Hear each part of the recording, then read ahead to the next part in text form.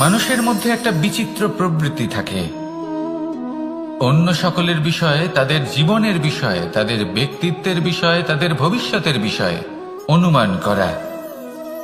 এটা হলো অনুচিত। কারোর অতীতকালকে দেখে লোকে ভবিষ্যৎ বলে দিতে পারেন, বর্তমানকে দেখে ভবিষ্যতের বিষয়ে অনুমান করে ফেলেন। উদাহরণ দিতে হলে বলবো, কোনো দাসকে দেখুন, ওকে দেখে লোকে বলে যে ওর ভবিষ্যৎ সেটাই হতে পারে, অনুমান করে ফেলেন। আর এই রাজাকে দেখুন, উনি তো কত সুখী হবেন, উনি তো জগতের সব থেকে অধিক সুখী মানুষ, কত সুখ সুবিধা আছে ওনার কাছে, ধারণা করে ফেলেন। তবে সত্য তো এটাই যে কারোর ব্যক্তিত্বের বিষয়ে, তাদের ভবিষ্যতের বিষয়ে আপনি পূর্ণ সত্য কখনোই বলতে পারবেন না, শুধু অনুমান করতে পারবেন। আর এই অনুমান করে সত্যি কোনো লাভ হয় না, কারণ এই কাল সেটা হলো অত্যন্ত শক্তিশালী। কালো থেকে কালোতর কয়লাকেও হিরেতে পরিণত করতে পারে, অনেক বড় বড় রাজাকেও বিদূষক বানিয়ে ফেলতে পারে এক মুহূর্তেই। তাহলে আপনি অনুমান করে কি লাভ? কি পেলেন অনুমান করে? সেই জন্য কারোর বিষয়ে কোনো অনুমান করবেন না, তার ভবিষ্যতের বিষয়ে অনুমান করতে যাবেন না, কারোর বিষয়ে কোনো ধারণা করে নেবেন না। কিছু করতে হলে ভালোবাসুন, সবার মধ্যে ভালোবাসা ছড়ান, সবার মধ্যে ধন্যাত্মক ভাব ছড়ান। এই মন প্রসন্ন হয়ে বলবে, রাধা রাধা।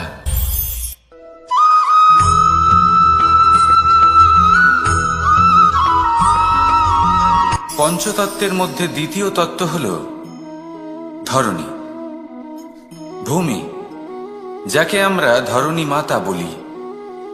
এই ধরণী ধৈর্য ধারণ করে, আর এর ওপরেই আমাদের সমগ্র সংসার নির্ভরশীল।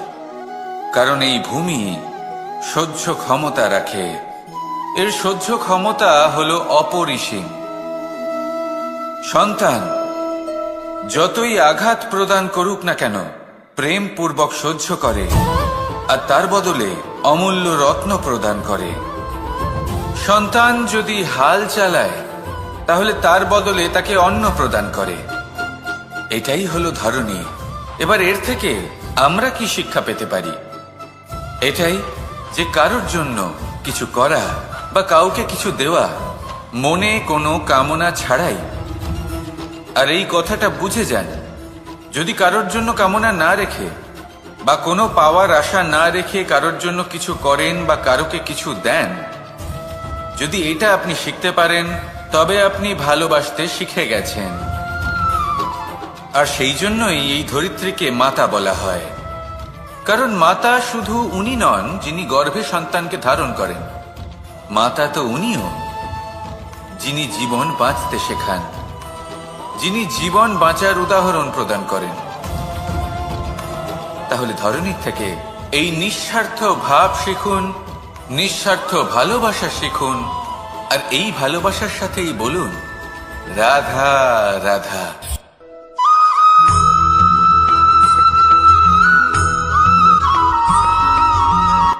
সংসারে আমাদের জীবনে যখন কোনো সুখ বা দুঃখ আসে, তার জন্য আমরা কাউকে না কাউকে অবশ্যই দায়ী করে থাকি, তাই না? এই ব্যক্তি আমাদের সাথে এরকম কাজ করেছেন, তাই আমার সাথে এমন হলো। ওই ব্যক্তি যদি এমনটা না করতেন, তাহলে আজ আমি ওই স্থানে পৌঁছতে পারতাম। সবই আপনার দৃষ্টিভঙ্গির ওপর নির্ভরশীল। আর যদি আপনার দৃষ্টিভঙ্গি এমন হয়, তাহলে তা অনুচিত। সত্যি কথা বলতে, এই সংসারে ভিন্ন ভিন্ন ধরনের মানুষ আছে। এটা আপনার উপর নির্ভর করছে কিভাবে তাদের স্বাগত জানাবেন। একবার ভাবুন, আমি আমার দুটো হাত সামনে নিয়ে এলাম, দুটো মুঠো খুলে দিলাম। দুই প্রকারের মানুষ আসবেন, কিছু না কিছু দিয়ে যাবেন। এই মুঠো যদি আমি বন্ধ করে দিই, তাহলে না কেউ আমাকে কিছু দিতে পারবে, না আমার কিছু যাবে আসবে। নিশ্চয়ই বুঝতে পারছেন এই দুই ধরনের ব্যক্তি কারা এবং তারা কি দিয়ে যান। আমি যদি নিজের মুঠো খুলে দিই, তাহলে কিছু ভালো মানুষ আসবেন, আমাকে আনন্দ, সন্তুষ্টি, জ্ঞান প্রদান করে যাবেন, ভালো অভিজ্ঞতা দিয়ে যাবেন। কোনো খারাপ ব্যক্তি যদি আসেন, তাহলে তিনিও খারাপ অভিজ্ঞতা দেবেন, যার থেকে আমি শিক্ষা লাভ করব। এই সব কিছু আমি লাভ করতে পারি। মুঠো যদি বন্ধ করে রাখি তাহলে আমি কিছুই পাবো না। দেখুন, এই সংসারে প্রত্যেকের জীবন এইরকম। প্রত্যেকের জীবনে সবকিছুই আছে, ভালো খারাপ দুই মানুষই আছে, ভালো অভিজ্ঞতা আছে, খারাপ অভিজ্ঞতা আছে। নির্ভর করছে আপনার উপর যে আপনি কি করবেন, এনাদের স্বাগত কিভাবে জানাবেন, কার থেকে কি বুঝবেন, কি শিখতে পারবেন, আর কোন দৃষ্টিভঙ্গি নিয়ে অগ্রসর হবেন। এটাই নির্ধারণ করবে যে আপনার জীবন কেমন হবে। আসুন আমার সাথে ভালোবেসে বলুন, রাধা রাধা।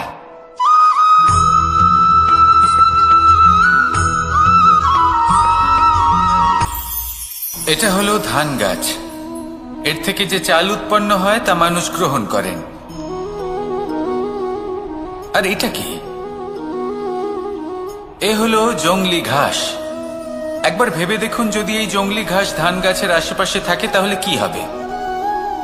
ধান উৎপন্ন হতে পারবে? তা উৎকৃষ্ট হতে পারবে? আমরা কি তা গ্রহণ করতে পারবো? কখনোই নয়। এই জংলি ঘাস ধানকে নষ্ট করে দেবে, কিন্তু নিজে জীবিত থাকবে। এটাই হলো আজকের শিক্ষা। এই সংসারে যদি আপনি নীতির পথে চলতে চান, উচিত কর্ম করতে চান, সংসারকে সেবা করতে চান, তাহলে জংলি ঘাসের মতো ব্যক্তিদের থেকে সবসময় দূরে থাকতে হবে। সেই ব্যক্তি যারা দুর্নীতি এবং মিথ্যা দ্বারা পরিপূর্ণ, যাদের ব্যবহার অশুভ, যাদের অনেক অশুভ গুণ রয়েছে, তারা সঠিক নয়। সেই সকল ব্যক্তি যাদের চরিত্র অত্যন্ত দুষ্ট হয়, তারা হয় শুভ চরিত্রের ব্যক্তিকে একদম নষ্ট করে দেয়, নয় নিজের মতো বানিয়ে তোলে। তাই যদি আপনি নীতির পথে চলতে চান, এই সংসারের জন্য শুভ কর্ম করতে চান, তাহলে সেই সঙ্গ লাভ করুন যে সঙ্গ জ্ঞানে পরিপূর্ণ, যাদের মধ্যে অনেক গুণ আছে, যাদের থেকে প্রতিদিন কিছু শিখতে পারবেন। এমন ব্যক্তির সাথে জীবন অতিবাহিত করুন। দুরাচারীদের থেকে দূরে থাকুন। তবেই এই মন প্রসন্ন হয়ে বলবে, রাধা রাধা।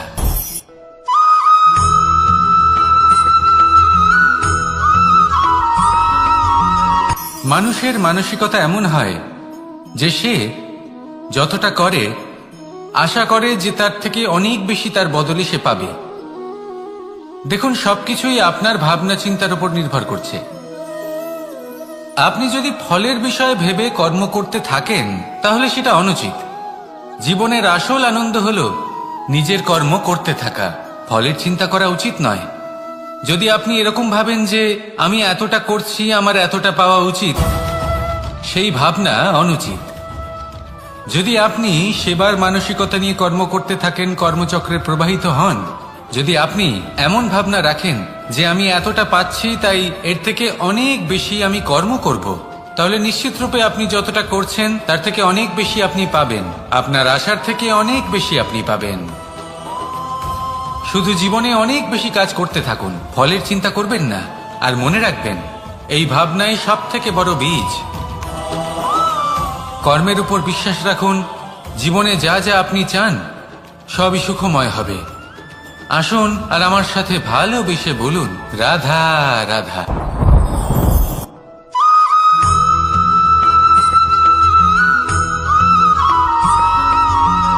আপনি কখনো কোনো বাজকে নিজের বাসা বানাতে দেখেছেন?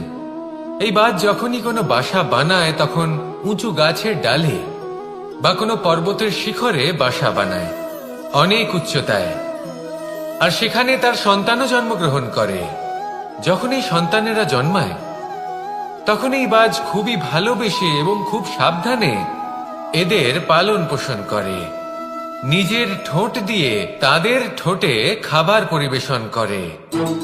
কিন্তু যেই সেই সন্তানেরা হৃষ্টপুষ্ট হয়ে যায় এবং সেই কথা বাজ নিজে বুঝতে পেরে যায়, সেই বাজ নিজেই সেই বাসা ছিন্ন ভিন্ন করে দেয়।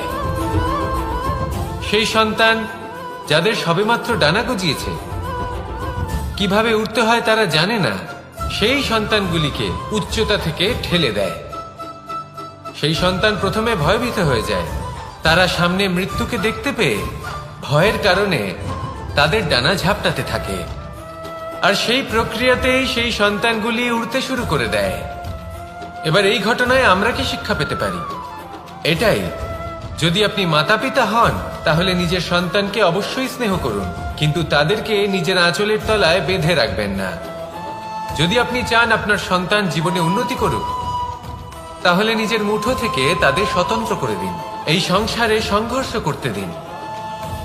সেই সন্তান নিজেই বুঝতে পারবে যে জন্মের সময় পাওয়া ডানা কি করে ব্যবহার করতে হয়। আর আপনার চোখের সামনে আপনার সন্তান এই আকাশে উড়তে থাকবে। তাহলে আসুন আমার সাথে ভালোবেসে বলুন, রাধা রাধা।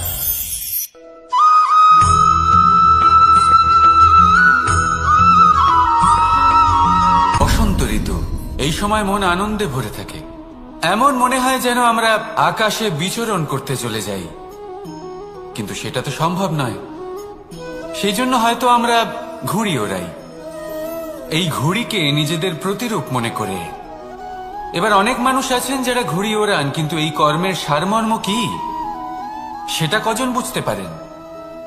আপনি এটা মনে করুন যে আপনি হলেন সেই ঘুড়ি, আর এই সুতো যিনি ধরে রয়েছেন তিনি হলেন পরমাত্মা। আর এই সুতো যেখান থেকে শুরু হয় সেই লাটাই হলো আমাদের কর্মচক্র। এবার আপনি নিজেই অনুমান করুন যে এই উড়ান কার ওপর নির্ভরশীল, পরমাত্মার ওপর আর আপনার কর্মের ওপর। যদি পরমাত্মা আপনার হাত ধরে থাকেন, আপনার সাথে থাকেন, যদি আপনি শুভ কর্ম করতে থাকেন, আপনি এই আকাশে উড়তে থাকবেন। কিন্তু কোথাও কোথাও যদি পরমাত্মার সাথে এই বন্ধন ছিন্ন হয়, আপনার কর্মচক্র খারাপ হয়ে যায় বা থেমে যায়, তাহলে আপনার এই ঘুড়ি কেটে যাবে আর দূরে কোনো গাছের ডালে গিয়ে আটকে যাবে। তাই শুধুমাত্র ঘুড়ি ওড়াবেন না, তার থেকে শিখুন, পরমাত্মার সাহচর্যে থাকুন, সবসময় শুভ কর্ম করতে থাকুন আর সবসময় এই আকাশে উড়তে থাকুন। আসুন আর আমার সাথে ভালোবেসে বলুন, রাধা।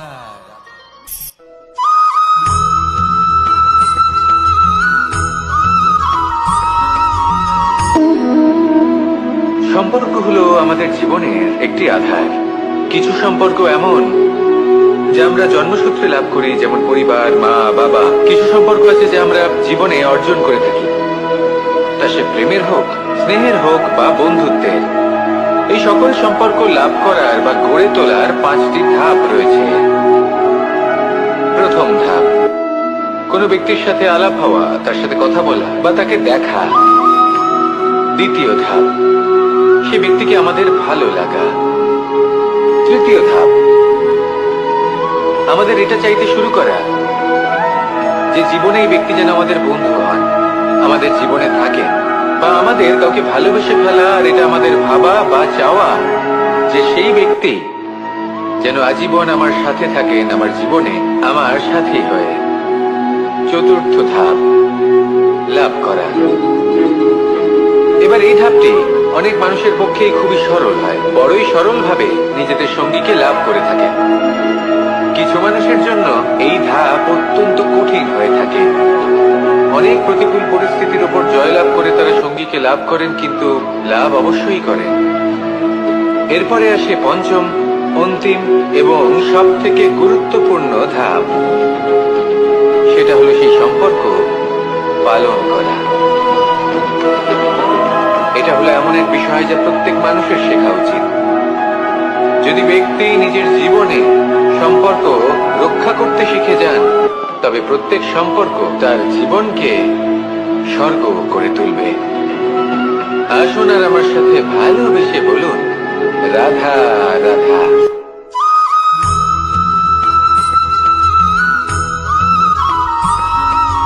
জীবনে যখন কোনো ব্যক্তি নিজের লক্ষ্য প্রাপ্তির জন্য নিরন্তর পরিশ্রম করতে থাকেন, চেষ্টা করতে থাকেন, তখন তিনি কষ্ট অনুভব করেন, কখনো শারীরিক কষ্ট, কখনো মানসিক কষ্ট।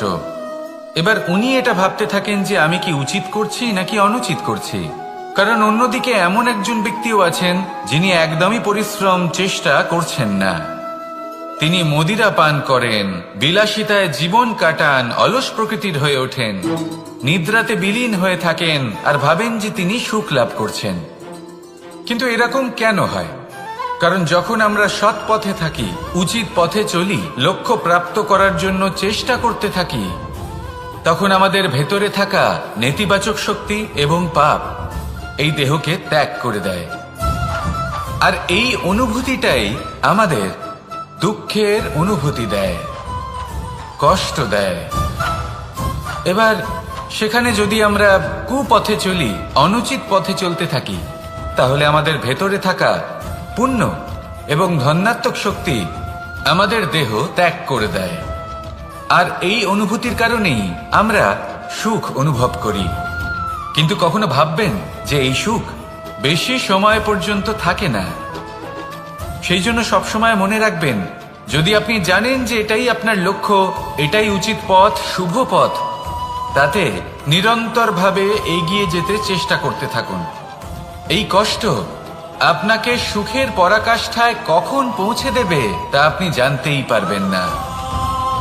আসুন আমার সাথে ভালোবেসে বলুন, রাধা রাধা।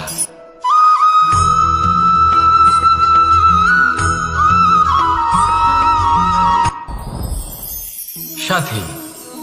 সাথী এই শব্দটির ব্যাখ্যা কে কিভাবে করে? মিত্র, সখা, বন্ধু। কিন্তু অর্থ একটাই, তিনি যিনি আপনার সঙ্গী হন আর তিনি যার সাথী আপনি হন। এবার সব থেকে বড় প্রশ্ন হলো এটাই যে তিনি কে হতে পারেন যাকে আপনি আপনার সাথী বলে মেনে নিতে পারেন, নিজের সখা, নিজের মিত্র, নিজের বন্ধু মেনে নিতে পারেন। আপনার সাথী হলেন তিনি যিনি দুঃখের সময় আপনার পাশে থাকবেন, আপনার হাত ধরে থাকবেন। আপনার সাথী হলেন তিনি যার হাত আপনি নিজের সুখের দিনে ধরে থাকবেন। সেই সাথীরই হাত ধরুন যিনি দুঃখে সবসময় আপনাকে সাহায্য করার জন্য তৎপর হয়ে থাকেন, আপনার পাশে থাকেন, আর যাকে সুখের দিনে আপনি আপনার সাথে রাখতে পারেন। আর যখন আপনার সাথে আপনার এই সাথী থাকবে, তখন আপনি এটা বুঝবেন যে যখন জীবনে দুঃখ আসে, তখন এই দুঃখ কমে যায়, সবার মধ্যে ভাগ হয়ে যায়। আর যদি তখন সুখ আসে, তাহলে সেটা সবার উপস্থিতিতে আরো বেড়ে যায়। এটাই হলো প্রেম, এটাই হলো ভালোবাসা, এটাই হলো সঙ্গ। যেমন সম্পর্ক আমার আর রাধার মাঝে। তাহলে আসুন আর আমার সাথে ভালোবেসে বলুন, রাধা রাধা।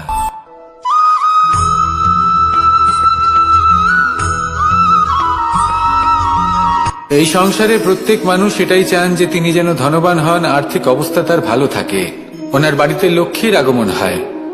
কিন্তু সেটা হবে কি করে, সেটাই হলো প্রশ্ন।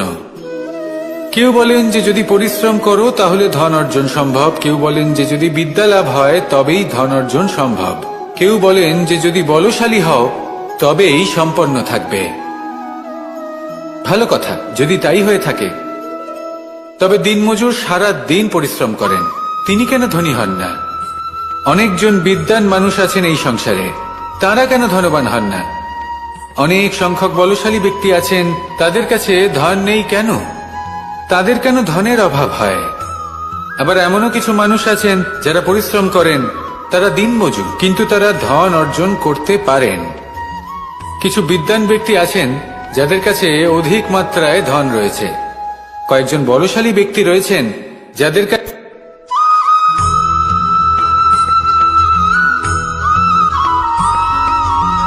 পঞ্চতত্ত্বের মধ্যে দ্বিতীয় তত্ত্ব হল ধরণী, ভূমি, যাকে আমরা ধরণী মাতা বলি। এই ধরণী ধৈর্য ধারণ করে, আর এর ওপরেই আমাদের সমগ্র সংসার নির্ভরশীল। কারণ এই ভূমি সহ্য ক্ষমতা রাখে, এর সহ্য ক্ষমতা হলো অপরিসীম। সন্তান যতই আঘাত প্রদান করুক না কেন, প্রেম পূর্বক সহ্য করে, আর তার বদলে অমূল্য রত্ন প্রদান করে। সন্তান যদি হাল চালায়, তাহলে তার বদলে তাকে অন্ন প্রদান করে। এটাই হলো ধরণী। এবার এর থেকে আমরা কি শিক্ষা পেতে পারি? এটাই যে কারোর জন্য কিছু করা বা কাউকে কিছু দেওয়া মনে কোনো কামনা ছাড়াই। আর এই কথাটা বুঝে যান, যদি কারোর জন্য কামনা না রেখে বা কোনো পাওয়ার আশা না রেখে কারোর জন্য কিছু করেন বা কারোকে কিছু দেন, যদি এটা আপনি শিখতে পারেন তবে আপনি ভালোবাসতে শিখে গেছেন।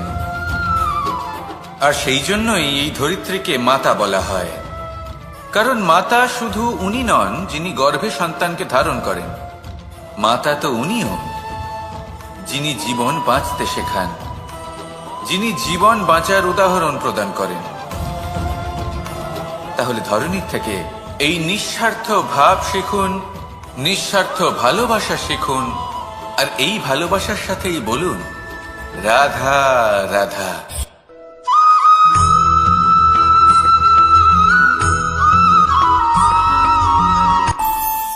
আমাদের মনে যখন কোনো প্রশ্ন ওঠে, কোনো দ্বন্দ্ব জাগে, তখন আমরা যাই আমাদের গুরুর কাছে, আমাদের আরাধ্যের কাছে গিয়ে জিজ্ঞেস করি। এইভাবেই একদিন আমি পৌঁছলাম আমার আরাধ্যের কাছে, আমার মহাদেবের কাছে, আর ওনাকে প্রশ্ন করলাম যে মহাদেব, জীবনে আনন্দ পাওয়ার, উৎসব পালনের, প্রেম ভাগ করে নেবার, জীবনকে উপভোগ করে নেওয়ার সর্বশ্রেষ্ঠ সময় কোনটা? মহাদেব হাসলেন আর উনি বললেন, জীবনে উৎসব পালনের সব থেকে শ্রেষ্ঠ দিন হল মৃত্যুর ঠিক আগের দিনটা। প্রেম ভাগ করে নেওয়ার সব থেকে শ্রেষ্ঠ মুহূর্ত হল মৃত্যুর ঠিক আগের মুহূর্ত। জীবনকে উপভোগ করে নেওয়ার সর্বশ্রেষ্ঠ প্রহর হল মৃত্যুর এক প্রহর পূর্বে। তখন আমি চমকে গেলাম। আমি বললাম, কিন্তু মহাদেব, মৃত্যু তো অনিশ্চিত, আমরা জানিও না কবে আমাদের মৃত্যু হবে। মহাদেব আবার হাসলেন। উনি বললেন যে যদি আমরা এভাবে জীবন কাটাই যে আমরা জীবনের প্রত্যেক দিন, প্রত্যেক মুহূর্ত, প্রত্যেক প্রহর শেষ বলে মনে করি, তাহলে আমাদের সমস্ত জীবন আনন্দের সাথেই অতিবাহিত হবে। কি বলেন?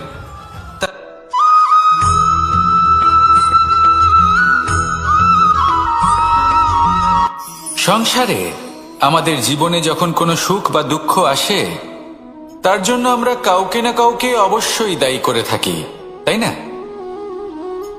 এই ব্যক্তি আমাদের সাথে এরকম কাজ করেছেন, তাই আমার সাথে এমন হলো। ওই ব্যক্তি যদি এমনটা না করতেন, তাহলে আজ আমি ওই স্থানে পৌঁছতে পারতাম। সবই আপনার দৃষ্টিভঙ্গির ওপর নির্ভরশীল, আর যদি আপনার দৃষ্টিভঙ্গি এমন হয়, তাহলে তা অনুচিত।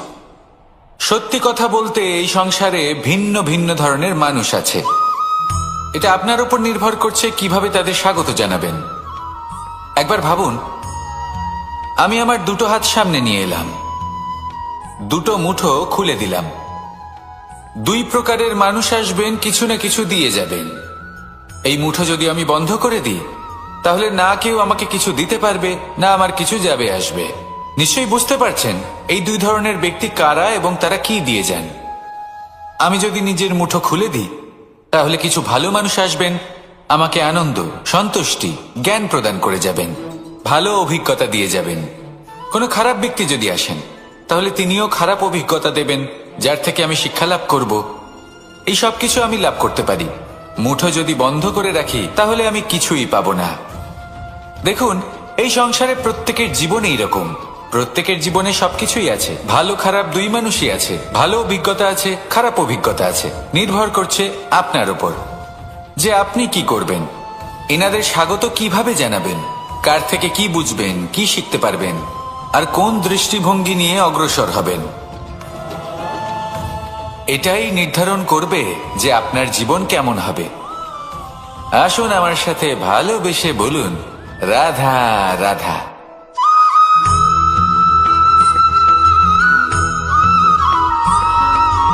জীবনে অগ্রসর হওয়ার জন্য আমাদের কাকে প্রয়োজন হয়?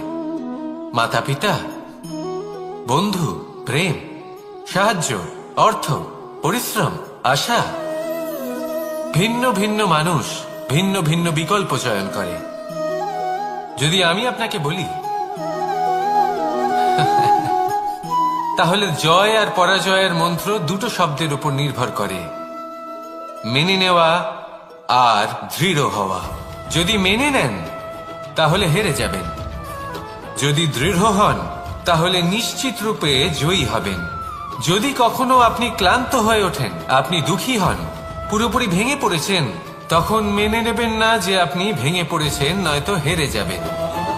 তখন উল্টে স্থির করবেন যে যাই হয়ে যাক না কেন আমি জয়ী হবই। আর আপনি দেখবেন যে জয় নিশ্চিত রূপে আপনার কাছেই আসবে। তাহলে এই কথা মনে রাখবেন আর আমার সাথে ভালোবেসে বলবেন, রাধা রাধা।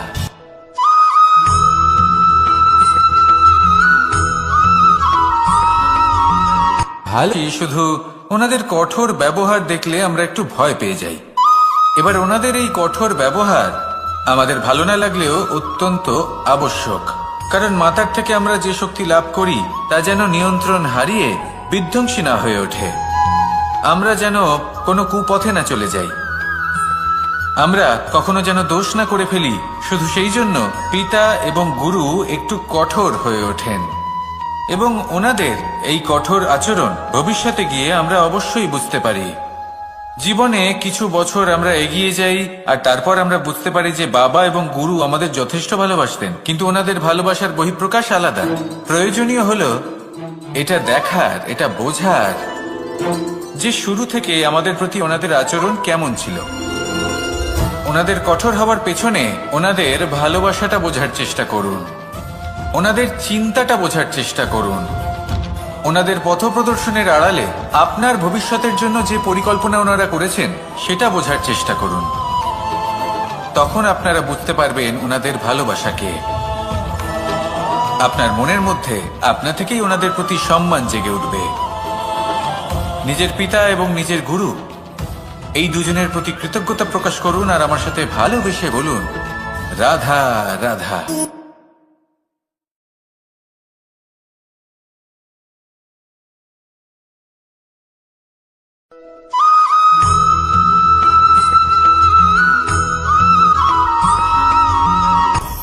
আপনি কখনো পর্বতের শিখরে উঠেছেন? আপনি দেখতে পাবেন পর্বতের পদতলে প্রচুর সুন্দর ফুল রয়েছে, সবুজ বনানী রয়েছে। যত আপনি ওপরে উঠতে থাকবেন তত ফুল কমতে থাকবে, সবুজ বনানী কমতে থাকবে। আরো কিছুটা ওপরে উঠলে কাঁটা জাতীয় গাছ দেখতে পাবেন, শুকনো গাছ দেখতে পাবেন। আরো যদি ওপরে ওঠেন তাহলে পাষাণ দেখতে পাবেন। আরো ওপরে উঠলে হিমখণ্ড দেখতে পাবেন। এই যে পর্বত, তা মনুষ্য জীবনের সব থেকে উত্তম উদাহরণ।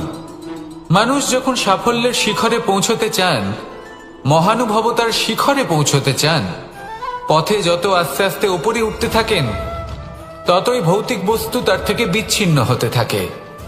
যদি তিনি সেই ভৌতিক বস্তুগুলি ত্যাগ না করতে পারেন তাহলে কখনোই সেই স্থানে পৌঁছতে পারবেন না। আর মানুষ যদি উচিত ত্যাগ করতে পারেন, পথে অগ্রসর হতে থাকেন, এগোতে থাকেন, তাহলে একদিন না একদিন তিনি মহানুভবতার, জ্ঞানের, সাফল্যের হিমের স্বাদ অবশ্যই লাভ করবেন। মনে রাখবেন, মানব জীবনে ত্যাগ হলো অত্যন্ত গুরুত্বপূর্ণ অংশ। আসুন আমার সাথে ভালোবেসে বলুন, রাধা রাধা।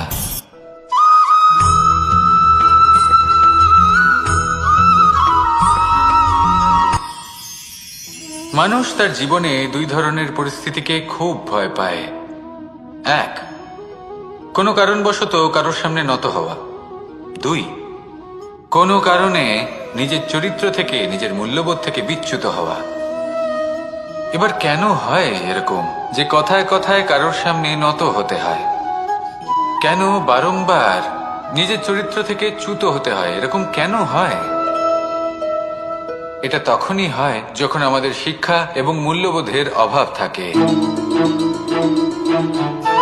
যদি মানুষের মধ্যে প্রকৃত শিক্ষা থাকে তাহলে এই সংসারে কোনো সময় এবং কারোর সামনেই নত হওয়ার কোনো প্রয়োজন নেই। যদি মানুষের মধ্যে মূল্যবোধ থাকে তাহলে তাকে নিজের মূল্যবোধ বা চরিত্র থেকে বিচ্যুত হতে হয় না, তা সে যাই হয়ে যাক না কেন। কোনো বালককে যদি জন্ম থেকেই সুশিক্ষার অধিকারী করা হয়, শিক্ষিত করা হয়, মূল্যবোধের অধিকারী করা হয়, তবে সে এই সংসারে এমন কর্ম করবে যাতে সে নিজেকে, নিজের পরিবারকে, সমগ্র সমাজকে গর্বিত করতে পারে। শিক্ষা লাভ করুন, মূল্যবোধ লাভ করুন এবং আমার সাথে ভালোবেসে বলুন, রাধা রাধা।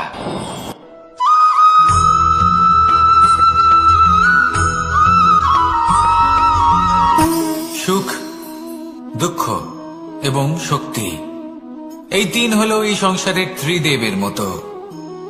আমাদের জীবনে যা কিছু ঘটছে এই তিনটির ভিত্তির উপরেই হচ্ছে। আসলে এই সংসারের একটা নিয়ম আছে, যখনই আপনি কিছু লাভ করেন এই সংসার আপনার পরীক্ষা নেয়।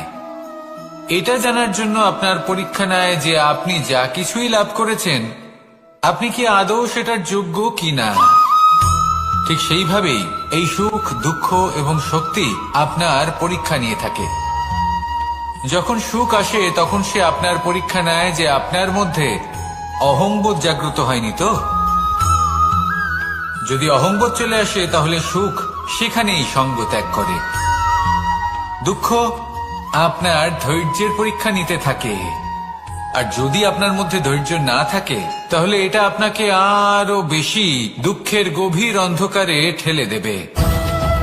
সেখানে শক্তি পরীক্ষা নেয় আপনার বিনম্রতার।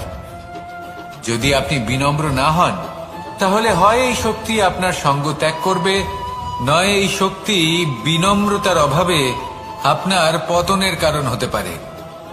এই সংসারে যে কোনো ব্যক্তি যিনি এই পরীক্ষায় উত্তীর্ণ হয়ে থাকেন এই জীবনে তিনি সাফল্য লাভ করেন। আসুন আমার সাথে ভালোবেসে বলুন, রাধা রাধা।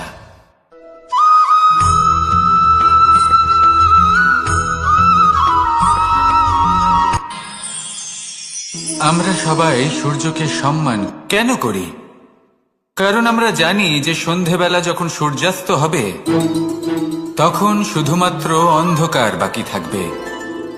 ঠিক কিছুটা এরকমই হয় আমাদের মাতা পিতাও, যিনি আমাদের জন্ম দেন, আমাদের ভরণ পোষণ করেন, আমাদের বড় করেন, আমাদের প্রেম প্রদান করেন।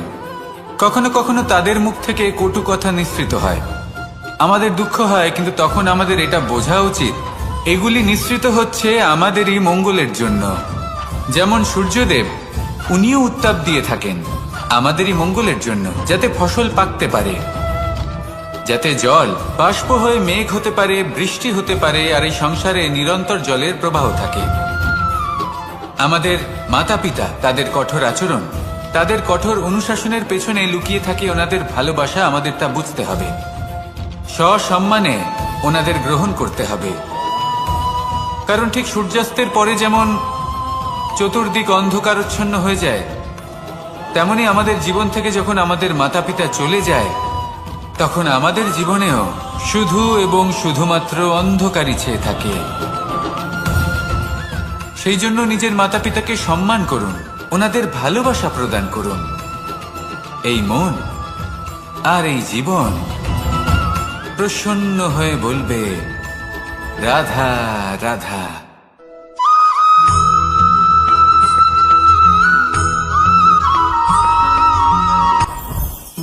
জীবনে কিছু শেখা অত্যন্ত গুরুত্বপূর্ণ।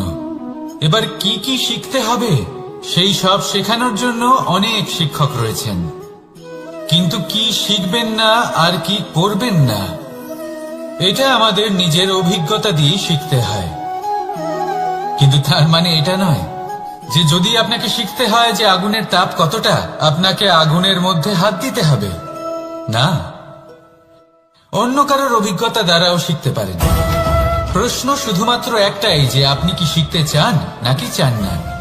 যদি আপনি এটাই ভাবেন যে আমি শুধুই নিজের অভিজ্ঞতা দ্বারাই শিখতে চাই, তাহলে জীবনকাল ছোট মনে হবে, অনেক কিছুই শিখতে পারবেন না। তাই নিজের সাথে সাথে বড়দের অভিজ্ঞতা দ্বারাও শেখা শুরু করে দিন। এই সংসারের অভিজ্ঞতা দ্বারা শিখতে শুরু করে দিন। আর এটা নিশ্চিত রূপে শেখা আবশ্যক যে কখন কি করবেন না, কোথায় থামতে হবে আর কোথায় থামবেন না। তাহলে আসুন আর আমার সাথে ভালোবেসে বলুন, রাধা রাধা।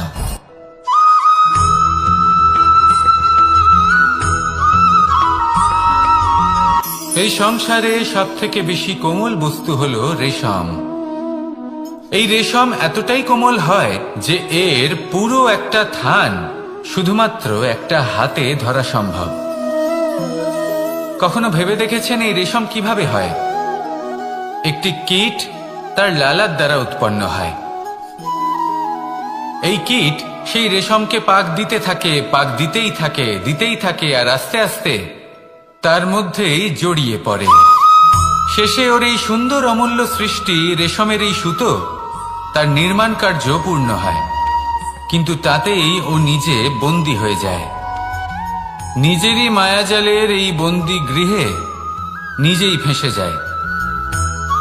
এবার এই সুতোকে ব্যবহারযোগ্য করে তোলার জন্য এই কীটগুলিকে এই কবচের সাথেই ফুটন্ত জলে ফেলে দেওয়া হয়। এই সংসারে যদি আমাদের স্বপ্ন এই সংসারের দুঃখ হরণ করার জন্য, এই সংসারে সুখ বিতরণ করার জন্য হয়, তবেই আমাদের প্রগতি সম্ভব। যদি আমাদের এই স্বপ্ন শুধুই আমাদের এবং আমাদের স্বার্থ সিদ্ধির জন্য হয়, তাহলে এই স্বপ্ন আমাদের অন্ধ করে দেবে, আমাদের অন্ধকারের পথে নিয়ে যাবে, আর আমরাও সেই কীটের মতো হয়ে যাব। নিজেদেরই মায়াজালে আমরা নিজেই ফেঁসে যাব, আর শেষে আমরা যদি কিছু লাভ করি তা হবে একাকিত্ব, অন্ধকারময় মৃত্যু। তাই স্বপ্ন অবশ্যই দেখুন, কিন্তু এমন ভাবে স্বপ্ন দেখবেন না যে তার এই বন্দিগৃহে আপনি নিজেই ফেঁসে গেলেন। স্বপ্ন দেখুন পরোপকারে।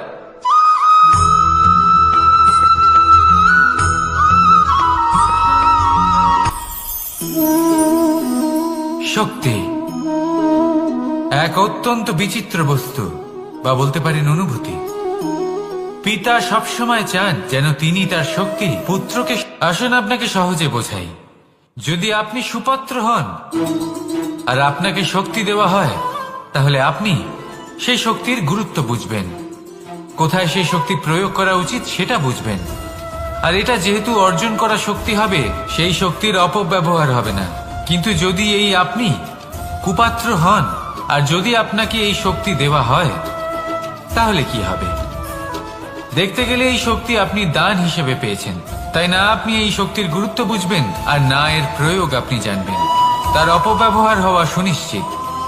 তাই যদি আপনি কোনো শক্তি অর্জন করতে চান, তাহলে আগে তার যোগ্য হয়ে উঠুন, পুত্র নয় পাত্র হয়ে উঠুন। আর আমার সাথে ভালোবেসে বলুন, রাধা রাধা।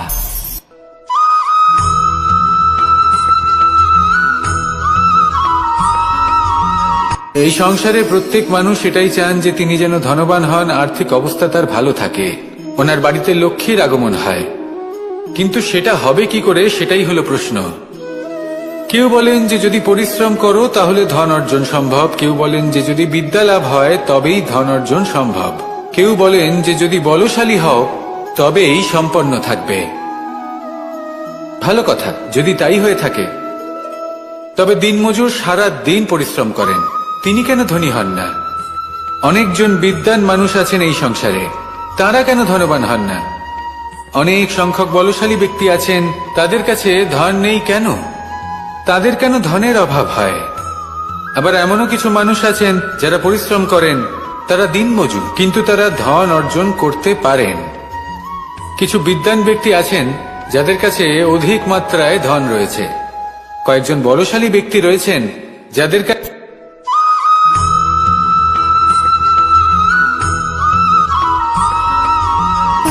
সুখ, দুঃখ এবং শক্তি, এই তিন হলো এই সংসারের ত্রিদেবের মতো।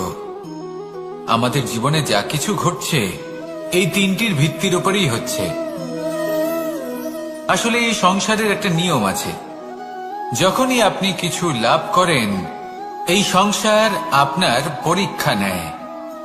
এটা জানার জন্য আপনার পরীক্ষা নেয় যে আপনি যা কিছুই লাভ করেছেন, আপনি কি আদৌ সেটার যোগ্য কিনা।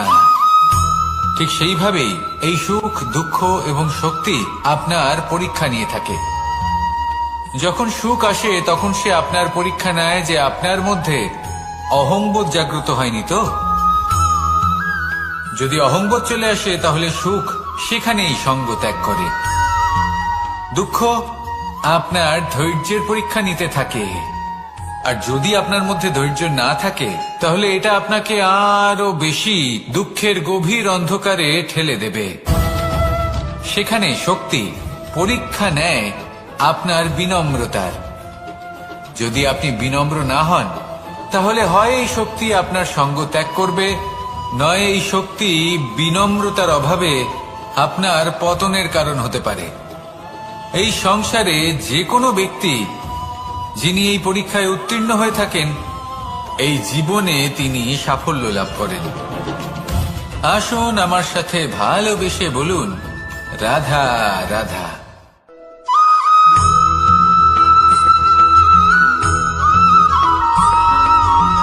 পঞ্চতত্ত্বের মধ্যে দ্বিতীয় তত্ত্ব হল ধরণী, ভূমি, যাকে আমরা ধরণী মাতা বলি।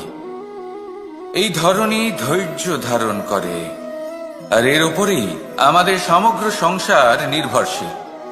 কারণ এই ভূমি সহ্য ক্ষমতা রাখে, এর সহ্য ক্ষমতা হল অপরিসীম। সন্তান যতই আঘাত প্রদান করুক না কেন প্রেম পূর্বক সহ্য করে, আর তার বদলে অমূল্য রত্ন প্রদান করে। সন্তান যদি হাল চালায় তাহলে তার বদলে তাকে অন্ন প্রদান করে। এটাই হলো ধরণী। এবার এর থেকে আমরা কি শিক্ষা পেতে পারি? এটাই যে কারোর জন্য কিছু করা বা কাউকে কিছু দেওয়া মনে কোনো কামনা ছাড়াই। আর এই কথাটা বুঝে যান, যদি কারোর জন্য কামনা না রেখে বা কোনো পাওয়ার আশা না রেখে কারোর জন্য কিছু করেন বা কারোকে কিছু দেন, যদি এটা আপনি শিখতে পারেন তবে আপনি ভালোবাসতে শিখে গেছেন। আর সেই জন্যই এই ধরিত্রীকে মাতা বলা হয়। কারণ মাতা শুধু উনি নন যিনি গর্ভে সন্তানকে ধারণ করেন, মাতা তো উনিও যিনি জীবন বাঁচতে শেখান, যিনি জীবন বাঁচার উদাহরণ প্রদান করেন।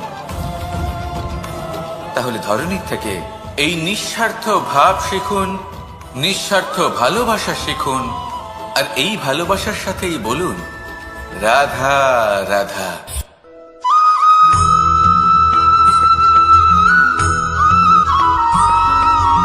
মানুষ জন্মগ্রহণ করে, তার সাথে ভয়েরও জন্ম হয়। ছোটবেলা থেকেই আমাদের মনে কোনো না কোনো প্রকারের ভয় থেকেই যায়।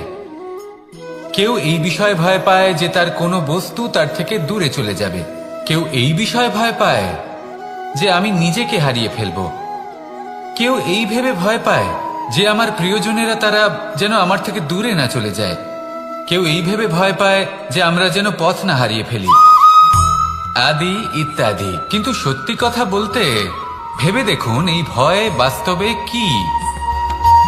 শুধুই একটা মনস্থিতি, আর কিছুই নয়। যা কিছু আপনি জীবনে পেয়েছেন তা একদিন আপনাকে হারাতে হবে। এই জীবন হলো আপনারই, কিন্তু তাও একদিন সমাপ্ত হবে। তাই ভয় পেয়ে কি লাভ? এই ভয় শুধু আপনাকে জীবন যাপন করা থেকে বাধা দিচ্ছে, আর কিচ্ছু নয়। পথ হারিয়ে ফেললেই বুঝতে পারবেন যে নতুন পথ কিভাবে বানাতে হয়। কিছু মানুষকে জীবন থেকে হারালে তবেই আপনি বুঝবেন যে আপনার আপনজনকে। এই ভয়ের কারণে ভীত হয়ে থাকবেন না। এই তারা নক্ষত্র অন্ধকারের অভাবে গুরুত্ব হারায়। শিবকেও মহাদেব হবার জন্য বিষ পান করতে হয়েছিল। প্রত্যেক পরিস্থিতি, প্রত্যেক সাফল্য আপনার পরীক্ষা নেবে, তাতে উত্তীর্ণ হওয়া হলো আপনার কর্ম। যখনই আপনি ভয় পাবেন বা সংকটের সম্মুখীন হবেন, তখন সাহসের সাথে তার সম্মুখীন হন। মনে রাখবেন, যে সম্মুখীন হতে জানে সাফল্য তার সাথে সবসময় থাকে। আসুন আর আমার সাথে ভালোবেসে বলুন, রাধা রাধা।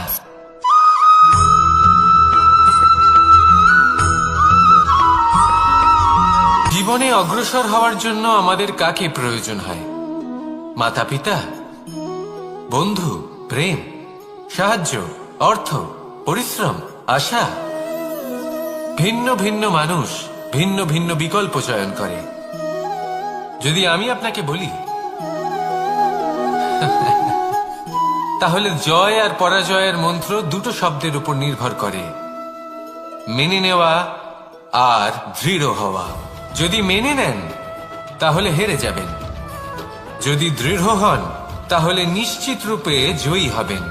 যদি কখনো আপনি ক্লান্ত হয়ে ওঠেন, আপনি দুঃখী হন, পুরোপুরি ভেঙে পড়েছেন, তখন মেনে নেবেন না যে আপনি ভেঙে পড়েছেন, নয়তো হেরে যাবেন। তখন উল্টে স্থির করবেন যে যাই হয়ে যাক না কেন আমি জয়ী হবই। আর আপনি দেখবেন যে জয় নিশ্চিত রূপে আপনার কাছেই আসবে।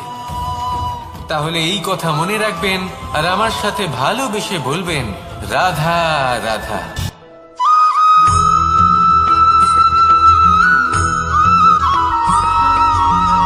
এই সংসারে কোনো বস্তু হোক বা ব্যক্তি হোক, তার একার গুরুত্ব কিন্তু খুব বেশি নয়।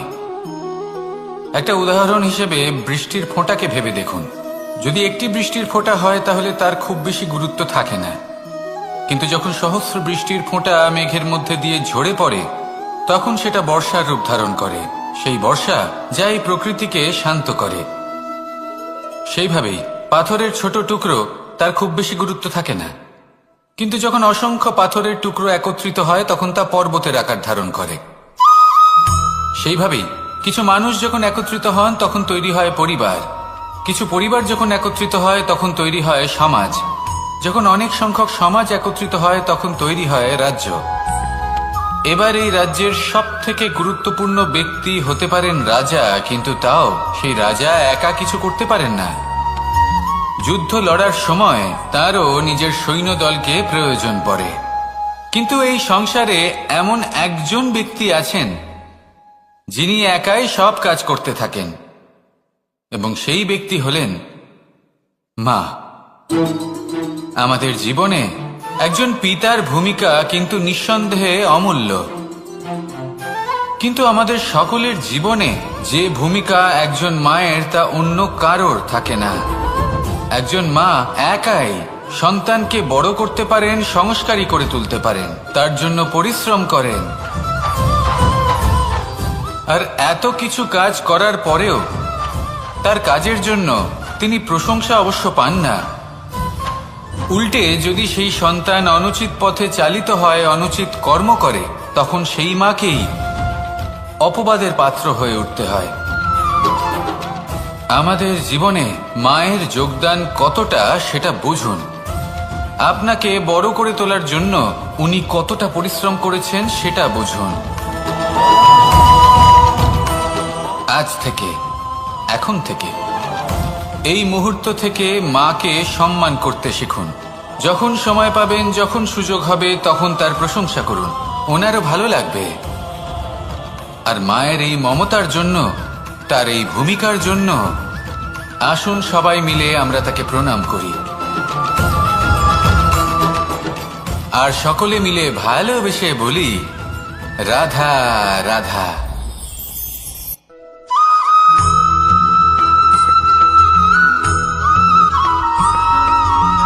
এই সংসারের সব থেকে গুরুত্বপূর্ণ তত্ত্ব কোনটা?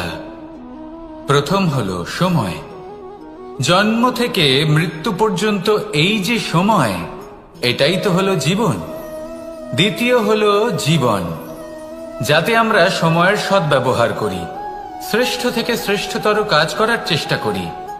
বহু বছরের এই পরম্পরা, এই সংস্কৃতিকে এগিয়ে নিয়ে যাওয়ার চেষ্টা করি। এই সংসারে আমরা অংশগ্রহণ করতে চেষ্টা করি। তৃতীয় হলো ধন, সেই ধন যা প্রত্যেক ব্যক্তি অর্জন করতে চেষ্টা করেন। এবার এই তিনটি তত্ত্বের মধ্যে একটা সামঞ্জস্য আছে, সমান ব্যাপার আছে। সে ধনই হোক বা সময় হোক বা হোক জীবন। আর সেই সমান ব্যাপার হলো যে যদি আপনি এটা গণনা করতে থাকেন তাহলে তা কমতে থাকে, যদি আপনি এটা ব্যবহার করেন তাহলে তা বাড়তে থাকে। একে সংগঠিত করে রাখতে চেষ্টা করলে এ হাত থেকে ফসকে যায়, কিন্তু যদি আপনি একে সামলে রাখতে শিখে যান তাহলে এমন কাজ করবেন যাতে সংসারের সাথে সাথে পরবর্তী প্রজন্ম লাভবান হবে। যদি কিছু শিখতে চান তাহলে সামলাতে শিখুন, গণনা করা বা সংগঠিত করা নয়।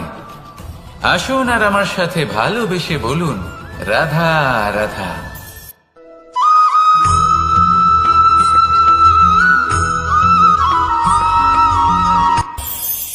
এই সংসারে আমরা প্রকাশ কোথা থেকে পাই? এর উত্তর বড়ই সরল। ভোরে যখন সূর্যোদয় হয় তখন প্রকাশের কিরণ আমাদের ঘরে এসে পৌঁছয়। এইভাবেই আমরা প্রকাশ লাভ করি। এবার এই প্রকাশের আলোতেই আমরা সারাদিনের কাজ সম্পন্ন করি। সন্ধে হয়ে যায়, সূর্যাস্তও হয়ে যায়। আর আমাদের ঘর যাতে অন্ধকার না হয় তার জন্য আমরা একটা প্রদীপ প্রজ্বলিত করি। এটাই ঘটে আমাদের জীবনেও। এবার প্রবাহমান আয়ুর সাথে আমরা আমাদের অন্তরে যদি একটা প্রদীপ প্রজ্বলিত করে নিই তাহলে বিষয়টাই অন্যরকম হবে। এবার আপনি বলবেন কোন প্রকাশের কথা বলছি যা আমাদের অন্তরে জাগ্রত করা সম্ভব? আমাদের আত্মার মাঝে প্রেমের প্রকাশ জাগ্রত করার কথা বলছি। কারণ আমাদের এই জীবন এও হলো দিনের আলোর মতো। আজ প্রকাশ আছে কিন্তু কোনোদিন অবশ্যই অস্ত হবে। কিন্তু অস্ত হবার আগে যদি আমরা আমাদের আত্মার মাঝে প্রেমের এই প্রকাশ উজ্জ্বলিত করে নিই তাহলে আমাদের সন্ধ্যাকালও আমরা আনন্দে এবং প্রেমে যাপন করব। তাহলে আসুন আর আমার সাথে ভালোবেসে বলুন, রাধা রাধা।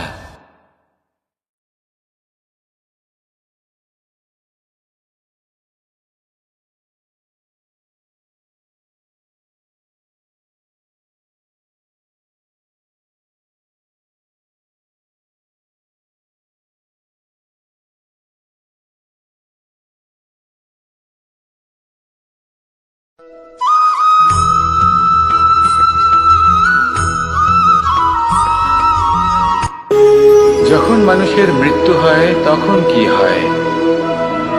অনেক সংখ্যক মানুষ শোক পালন করতে চলে আসেন। যে ব্যক্তি মৃত্যু লাভ করেছেন তার অনেক বস্তু থাকে যেগুলো তার প্রিয়, যেগুলো তিনি ব্যবহার করেছেন। তার শয্যা, তার বস্ত্র, তার আভূষণ সবকিছু তার থেকে বিচ্ছিন্ন করা হয় এবং খালি হাতে তাকে শ্মশানের উদ্দেশ্যে রওনা করা হয়। আমি আপনাকে এই প্রশ্ন করতে চাই, আপনি এই সংসারে কি অর্জন করেছেন?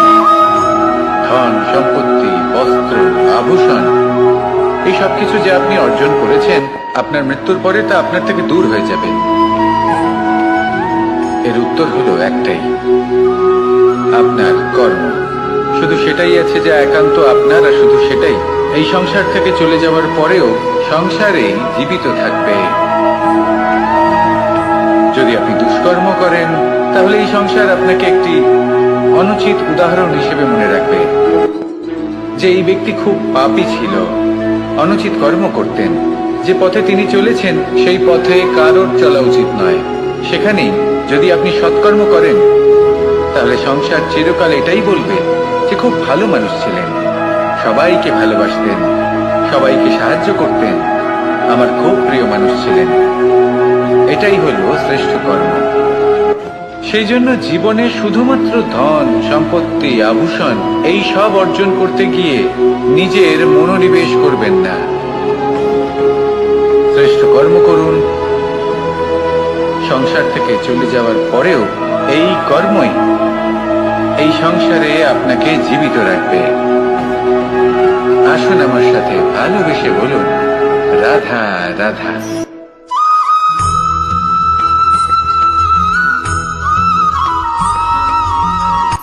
এই সংসারে সাফল্য লাভ করার জন্য জ্ঞানের প্রয়োজন হয়, পরিশ্রমের প্রয়োজন হয়, দৃঢ় নিষ্ঠার প্রয়োজন হয়, নিরন্তর চেষ্টা করা প্রয়োজনীয়। কিন্তু আরো কিছু আছে যা অত্যন্ত প্রয়োজনীয় এবং গুরুত্বপূর্ণ। তা হলো ভালো বন্ধু। তাদের থাকা অত্যন্ত প্রয়োজনীয়। যদি ভালো বন্ধু থাকে তাহলে সময় এলে তারা ঢাল হয়ে আপনাকে সুরক্ষা করবেন। সময় এলে অস্ত্রের মতো শত্রুকে সংহারও করবেন। যদি তিনি জ্ঞানী হন, তাদের মধ্যে সদ্গুণ থাকে, তাহলে এই সব গুণ আপনার মধ্যেও প্রবেশ করবে। তাহলে সাফল্যের জন্য ভালো বন্ধু পাওয়া অত্যন্ত প্রয়োজনীয়। কিন্তু শুধু বন্ধু কেন, ভালো শত্রুও থাকা প্রয়োজনীয়। এবার আপনি ভাববেন, এ আমি কি বললাম? যদি আপনার জীবনেও ভালো অর্থাৎ শক্তিশালী শত্রু থাকে তাহলে আপনিও শক্তিশালী হতে থাকবেন। এই শত্রু আপনাকে প্রেরিত করবে আরো বেশি শক্তিশালী হয়ে ওঠার। কখনো কোনো হরিণকে দেখুন, তীব্র গতিতে দৌড়তে থাকে। কেন তীব্র গতিতে দৌড়য়? এই কারণে নয় যে কোথাও তার জন্য মধুর ঘাস অপেক্ষা করে রয়েছে, না, সে এই কারণে তীব্র গতিতে দৌড়য় কারণ সেটা না করলে তার পেছনে একটি সিংহ আছে যে ওকে নিজের ভোজন করে ফেলবে। তাই জীবনে বিপদ, সংকট এই সবকিছুও হলো অত্যন্ত গুরুত্বপূর্ণ। তার সম্মুখীন হতে শিখুন আর আমার সাথে ভালোবেসে বলুন, রাধা রাধা।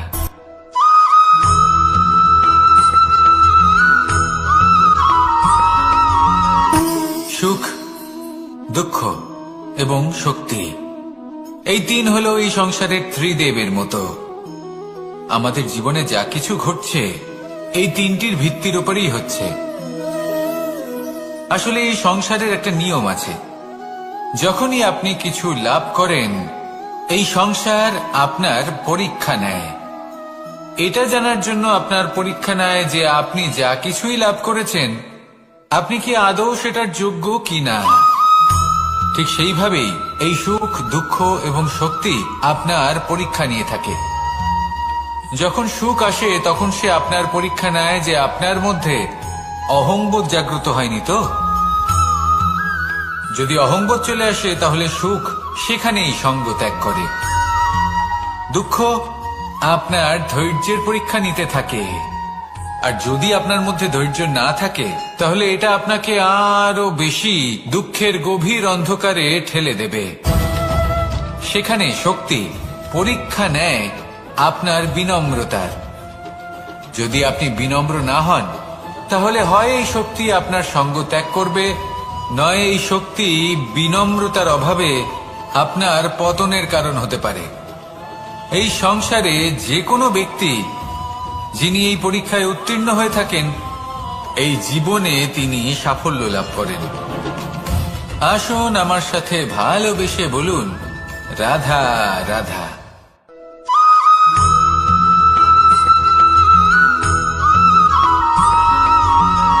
পুরুষার্থ। শাস্ত্রে 4 ধরনের পুরুষার্থের কথা বলা হয়েছে। প্রথম হলো ধর্ম। আপনি কি জানেন এই ধর্ম আসলে কি? আপনার কি মনে হয় ধর্ম আসলে কি? কোনো বিশেষ ঈশ্বরকে মানাই কি ধর্ম বলা হয়, নাকি কোনো বিশেষ রীতি পালন করাই হলো ধর্ম, নাকি কোনো বিশেষ সাহিত্যকে সর্বশ্রেষ্ঠ মনে করাই হলো ধর্ম? না, ধর্ম হলো সেটা যাকে ধারণ করা যেতে পারে, আর ধারণ শুধু সেটাই করা যায় যা পবিত্র।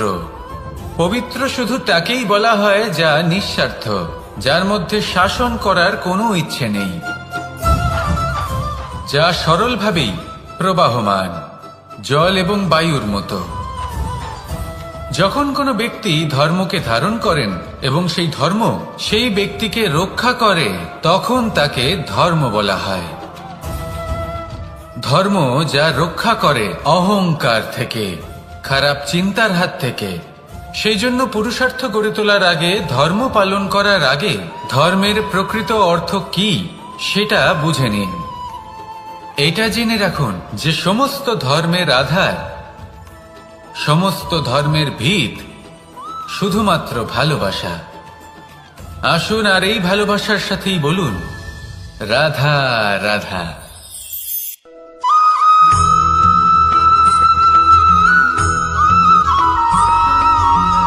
এই সংসারে সবথেকে বেশি কোমল বস্তু হলো রেশম। এই রেশম এতটাই কোমল হয় যে এর পুরো একটা থান শুধুমাত্র একটা হাতে ধরা সম্ভব।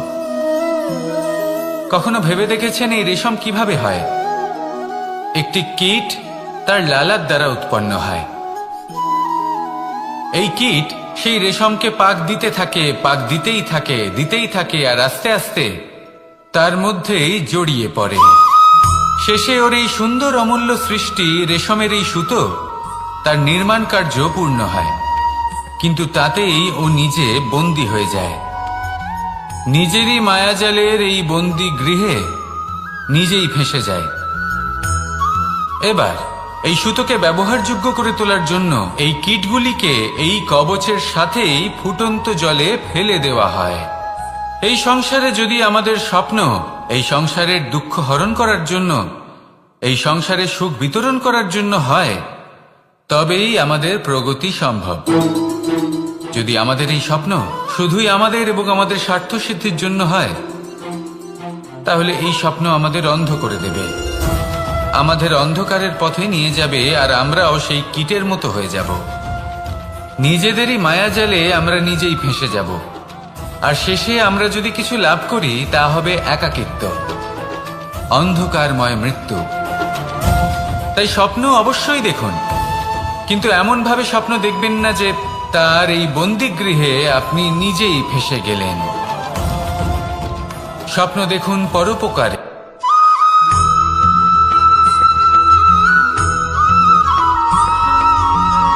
কেউ বলে জীবন খুব ক্ষণস্থায়ী, কেউ বলে জীবন হলো একটা সুন্দর স্বপ্নের মতো, আবার কেউ বলবে জীবন হলো এক কঠোর সত্য। কিন্তু জীবন আসলে কি? জীবন হলো আপনারই প্রতিবিম্ব, একটা দর্পণ। অর্থাৎ আপনি জীবনকে সেইভাবেই পাবেন যেরকম আপনি নিজেকে প্রতিপন্ন করবেন।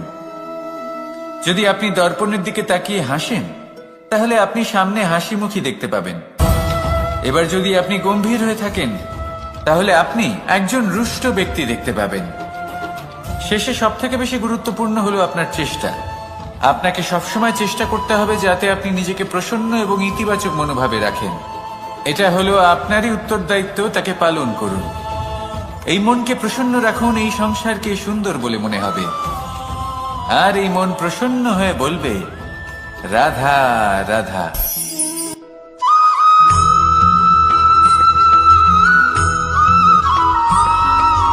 জীবনে যখন কোনো ব্যক্তি নিজের লক্ষ্য প্রাপ্তির জন্য নিরন্তর পরিশ্রম করতে থাকেন, চেষ্টা করতে থাকেন, তখন তিনি কষ্ট অনুভব করেন, কখনো শারীরিক কষ্ট, কখনো মানসিক কষ্ট। এবার উনি এটা ভাবতে থাকেন যে আমি কি উচিত করছি নাকি অনুচিত করছি। কারণ অন্যদিকে এমন একজন ব্যক্তিও আছেন যিনি একদমই পরিশ্রম চেষ্টা করছেন না। তিনি মদিরা পান করেন, বিলাসিতায় জীবন কাটান, অলস প্রকৃতির হয়ে ওঠেন, নিদ্রাতে বিলীন হয়ে থাকেন, আর ভাবেন যে তিনি সুখ লাভ করছেন। কিন্তু এরকম কেন হয়? কারণ যখন আমরা সৎ পথে থাকি, উচিত পথে চলি, লক্ষ্য প্রাপ্ত করার জন্য চেষ্টা করতে থাকি, তখন আমাদের ভেতরে থাকা নেতিবাচক শক্তি এবং পাপ এই দেহকে ত্যাগ করে দেয়। আর এই অনুভূতিটাই আমাদের দুঃখের অনুভূতি দেয়, কষ্ট দেয়। এবার সেখানে যদি আমরা কুপথে চলি, অনুচিত পথে চলতে থাকি, তাহলে আমাদের ভেতরে থাকা পুণ্য এবং ধনাত্মক শক্তি আমাদের দেহ ত্যাগ করে দেয়। আর এই অনুভূতির কারণেই আমরা সুখ অনুভব করি। কিন্তু কখনো ভাববেন যে এই সুখ বেশি সময় পর্যন্ত থাকে না।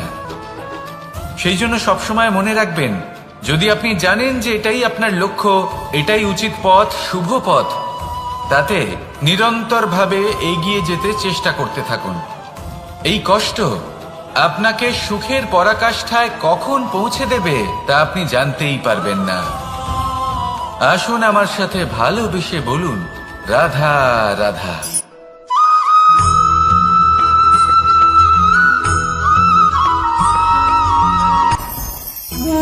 ভোজন। এবার ভোজন সংগ্রহ করার জন্য মানুষ কি না করেন, সবসময় চেষ্টা করতে থাকেন। ফসল উৎপাদনের জন্য অনেক পরিশ্রম করতে থাকেন, কিন্তু অনেক সময় অনেক পরিশ্রম করার পরেও ফসল ভালো উৎপাদন হয় না। এর কারণ কি? কারণ হলো এটাই যে আপনি পরিশ্রম হয়তো অনেক করেছেন, কিন্তু আপনার নজর তো সেই বীজের দিকে ছিলই না যা আপনি রোপণ করেছেন। সেই জন্য সব সময় কোনো বীজ রোপণ করার আগে তাকে পরখ করে দেখুন, তা অত্যন্ত আবশ্যক। আর সেইভাবেই যখনই কোনো কর্মের প্রশ্ন আসে, তাহলে সেখানে শুধুমাত্র পরিশ্রম যথেষ্ট নয়। সেই কাজের প্রতি আপনার কর্তব্য কি, আপনার উদ্দেশ্য কি, সেটা জানা হলো অত্যন্ত গুরুত্বপূর্ণ। তাই কর্ম করুন, কিন্তু সেই কর্মের প্রতি আপনার যা উদ্দেশ্য তার মাহাত্ম্য বুঝতে চেষ্টা করুন। তাহলে আসুন আমার সাথে ভালোবেসে বলুন রাধা রাধা।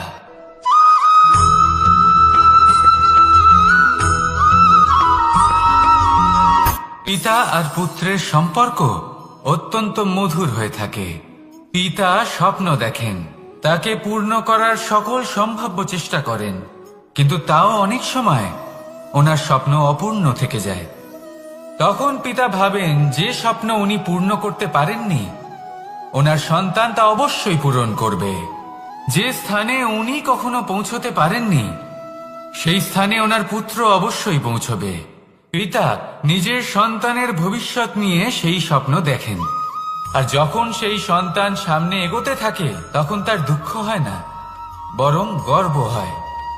ওনার ভালো লাগে এটা দেখে যে ওনার সন্তান অনেক উন্নতি করছে।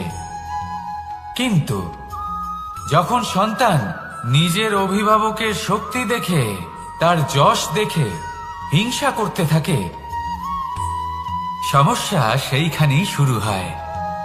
সেই জন্য সকল সন্তানকে এটা মনে রাখতে হবে, দেখুন, পুত্র হবার সুবাদে, এক সন্তান হবার সুবাদে এটা হলো আপনার অধিকার যে আপনি আপনার পিতার থেকে বেশি উন্নতি করবেন। আপনার পিতাও এটাই চান, কিন্তু সুস্থভাবে এটা করুন। একটা রেখা টেনে নিন যাতে আপনি তাতে এগোতে পারেন আর আপনার পিতার তাতে গর্ববোধ হয়, আর সেই বিষয়ে দুঃখ না হয় যে আমার সন্তান আমাকেই ছোট করার চেষ্টা করছে। ইতিহাস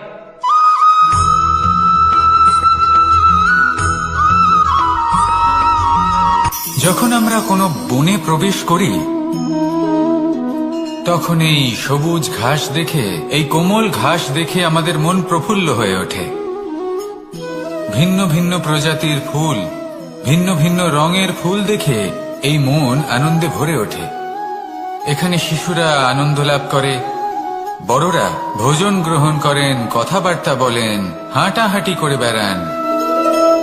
এবার ভেবে দেখুন, যখন এই উপবনের নির্মাণ হয়েছিল সেই সময় যদি এই মাটিকে সঠিকভাবে খনন না করা হতো, যদি তাতে সঠিকভাবে বীজ রোপণ না করা হতো, যদি কোনো সংঘর্ষ না হতো, পরিশ্রম না করা হতো, যদি চলতে চলতে পায়ে কাঁটা না বিঁধে যেত, তাহলে এই সুন্দর বন দেখে আমরা কি এই আনন্দ লাভ করতে পারতাম? কখনোই নয়। ধরুন কোনো নদীর তটে সুন্দর একটি বন আছে, সেই বনের আনন্দ লাভ করতে গেলে আপনাকে সেই নদী পার করতেই হবে। যদি সুখের নদীর কাছে পৌঁছতে চান, তাহলে তটে যে কাঁটা রয়েছে সেগুলোর সাথে সংঘর্ষ করতেই হবে। এই সংসারে যদি আপনি সুখ লাভ করতে চান, তাহলে সুখ লাভের এই যাত্রা শুরু করতে হবে সংঘর্ষ দ্বারা। তাহলে সংঘর্ষকে স্বাগত জানান, এর পেছনেই সুখ রয়েছে যা আপনার জন্য অপেক্ষা করছে। এবার হাসুন আর আমার সাথে ভালোবেসে বলুন, রাধা।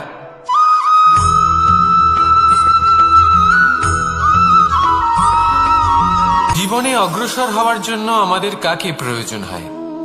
মাতা পিতা, বন্ধু, প্রেম, সাহায্য, অর্থ, পরিশ্রম, আশা।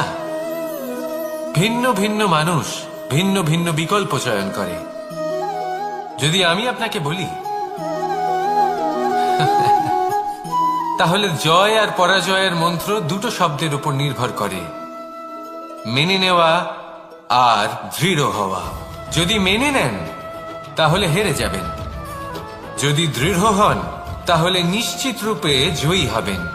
যদি কখনো আপনি ক্লান্ত হয়ে ওঠেন, আপনি দুঃখী হন, পুরোপুরি ভেঙে পড়েছেন, তখন মেনে নেবেন না যে আপনি ভেঙে পড়েছেন, নয়তো হেরে যাবেন। তখন উল্টে স্থির করবেন যে যাই হয়ে যাক না কেন, আমি জয়ী হবই। আর আপনি দেখবেন যে জয় নিশ্চিত রূপে আপনার কাছেই আসবে। তাহলে এই কথা মনে রাখবেন আর আমার সাথে ভালোবেসে বলবেন, রাধা রাধা।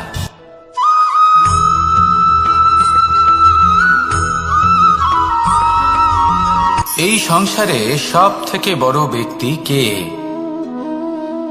আপনি বলবেন, এই কেমন ধরনের প্রশ্ন? কিন্তু এটা হলো সব থেকে উচিত প্রশ্ন। কেউ এর উত্তর দেবে যে সেই মহাপ্রতাপী রাজা, তিনি হলেন সব থেকে বড় ব্যক্তি, সেই বড় রাজনীতিবিদ, তিনিই সব থেকে বড় ব্যক্তি। আমি আপনাকে জানাই যে সংসারের সব থেকে বড় ব্যক্তি হলেন তিনি, যার সাথে দেখা করলে আপনি নিজেকে ছোট মনে করবেন না। কোনো ব্যক্তি যিনি সব থেকে বেশি শক্তিশালী, আপনি যদি তার সামনে যান তাহলে উনি আপনার অন্তরের শক্তিকে বাইরে বের করে আনবে, আপনার অন্তরের লুকিয়ে থাকা শক্তিকে জাগ্রত করতে প্রেরণা প্রদান করবে। তিনি হলেন বড় ব্যক্তি, তিনি হলেন মহান ব্যক্তি। তিনি নন যিনি নিজের বল এবং ঐশ্বর্য দ্বারা আপনাকে তার সামনে ছোট প্রমাণ করবেন। এবং সেই জন্য মহাদেব আমার আরাধ্য হলেন আমার খুব প্রিয়। কারণ রাজা হোক বা ফকির, কেউ যদি ওনার সামনে যান তাহলে সে নিজেকে ছোট মনে করেন না। আপনিও যদি জীবনে অনেক বড় হতে চান তাহলে কাউকে কখনো নিজেকে ছোট মনে করতে দেবেন না। তার অন্তরে বড় হয়ে ওঠার প্রেরণা প্রদান করুন। আসুন আমার সাথে ভালোবেসে বলুন, রাধা রাধা।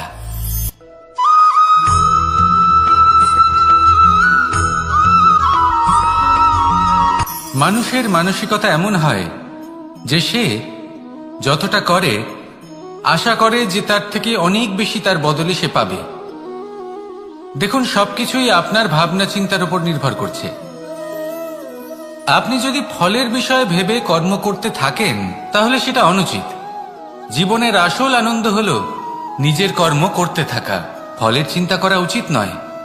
যদি আপনি এরকম ভাবেন যে আমি এতটা করছি, আমার এতটা পাওয়া উচিত, সেই ভাবনা অনুচিত। যদি আপনি সেবার মানসিকতা নিয়ে কর্ম করতে থাকেন, কর্মচক্রে প্রবাহিত হন, যদি আপনি এমন ভাবনা রাখেন যে আমি এতটা পাচ্ছি তাই এর থেকে অনেক বেশি আমি কর্ম করব, তাহলে নিশ্চিত রূপে আপনি যতটা করছেন তার থেকে অনেক বেশি আপনি পাবেন। আপনার আশার থেকে অনেক বেশি আপনি পাবেন। শুধু জীবনে অনেক বেশি কাজ করতে থাকুন, ফলের চিন্তা করবেন না। আর মনে রাখবেন, এই ভাবনাই সব থেকে বড় বীজ। কর্মের উপর বিশ্বাস রাখুন।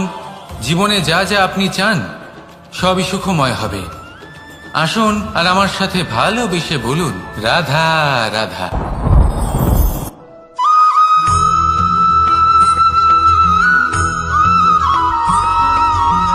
এই দড়িটা দেখুন, ছোট ছোট রেশম দ্বারা তৈরি। এটা সরু সুতো দ্বারা তৈরি হয়েছে এটা, আর এ অত্যন্ত কোমলও বটে। আর আপনি চাইলে এটা সোজাও করে দিতে পারেন, আর চাইলে এটা বেঁকিয়েও দিতে পারেন।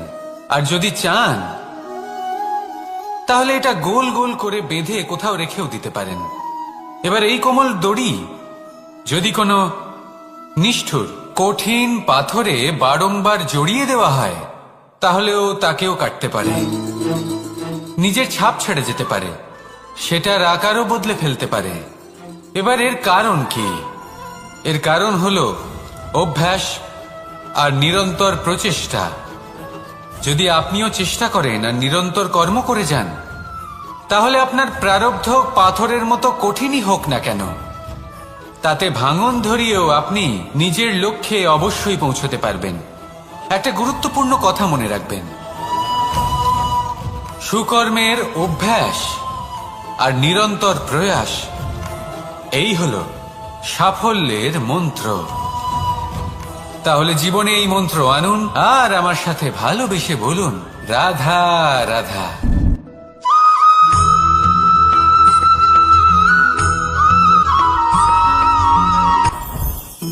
জীবনে কিছু শেখা অত্যন্ত গুরুত্বপূর্ণ। এবার কি কি শিখতে হবে সেই সব শেখানোর জন্য অনেক শিক্ষক রয়েছেন, কিন্তু কি শিখবেন না আর কি করবেন না এটা আমাদের নিজের অভিজ্ঞতা দিয়ে শিখতে হয়। কিন্তু তার মানে এটা নয় যে যদি আপনাকে শিখতে হয় যে আগুনের তাপ কতটা, আপনাকে আগুনের মধ্যে হাত দিতে হবে। না, অন্য কারোর অভিজ্ঞতা দ্বারাও শিখতে পারেন। প্রশ্ন শুধুমাত্র একটাই যে আপনি কি শিখতে চান নাকি চান না। যদি আপনি এটাই ভাবেন যে আমি শুধুই নিজের অভিজ্ঞতা দ্বারাই শিখতে চাই, তাহলে জীবনকাল ছোট মনে হবে, অনেক কিছুই শিখতে পারবেন না। তাই নিজের সাথে সাথে বড়দের অভিজ্ঞতা দ্বারাও শেখা শুরু করে দিন। এই সংসারের অভিজ্ঞতা দ্বারা শিখতে শুরু করে দিন। আর এটা নিশ্চিত রূপে শেখা আবশ্যক যে কখন কি করবেন না, কোথায় থামতে হবে আর কোথায় থামবেন না। তাহলে আসুন আর আমার সাথে ভালোবেসে বলুন, রাধা রাধা।